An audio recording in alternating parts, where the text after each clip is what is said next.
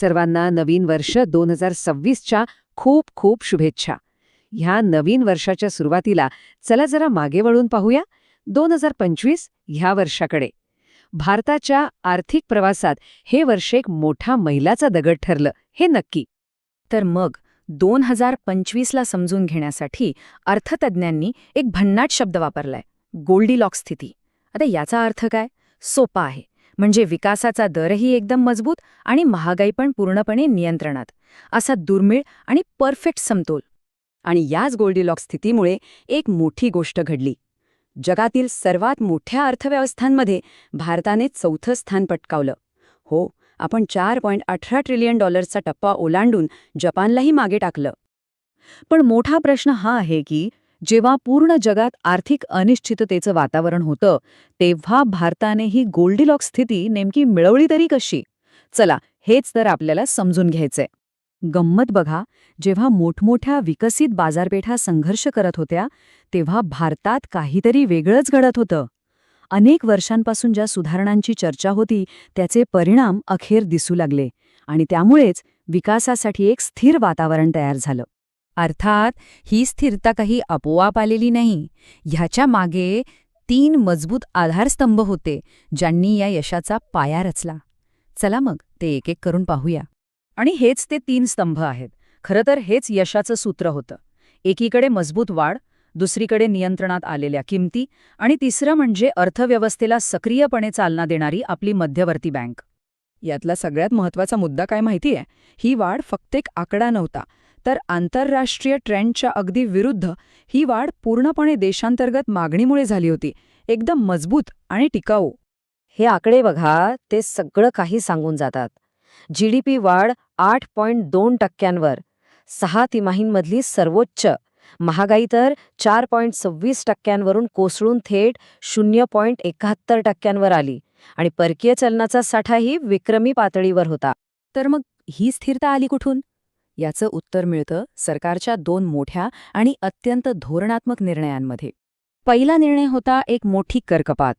यामुळे झालं काय की लोकांच्या हातात खर्च करण्यासाठी जास्त पैसे आले. उद्देश अगदी स्पष्ट होता, घरं, गाड्या आणि इतर वस्तूंची देशांतर्गत मागणी वाढवणं.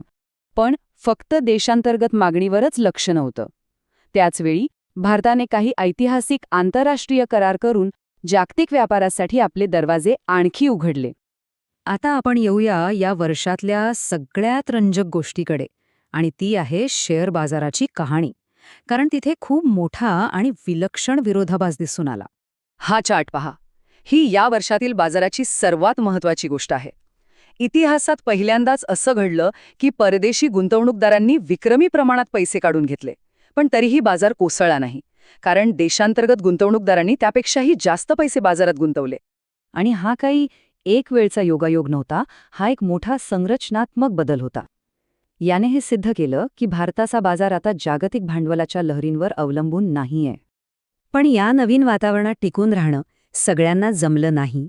हे एक प्रकारे सर्वात योग्य तोच टिकेल असं वातावरण होतं.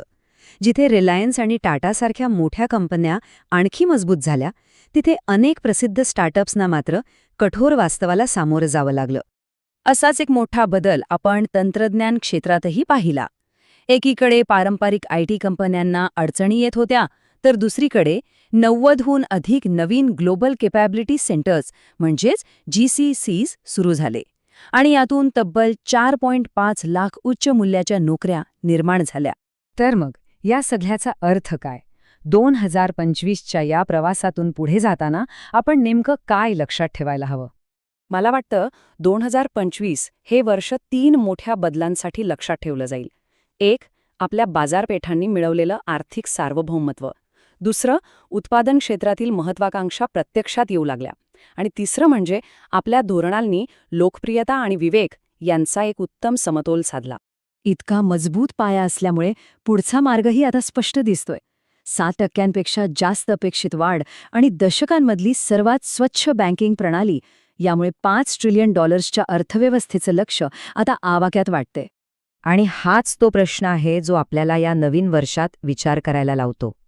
पाया मजबूत आहे, पण 2026 मधली नवी आव्हानं पेलून $5 ट्रिलियन स्वप्न पूर्ण करण्यासाठी पुढे काय करावं लागेल? याच विचारासोबत सर्वांना पुन्हा एकदा नवीन वर्षाच्या खूप खूप शुभेच्छा.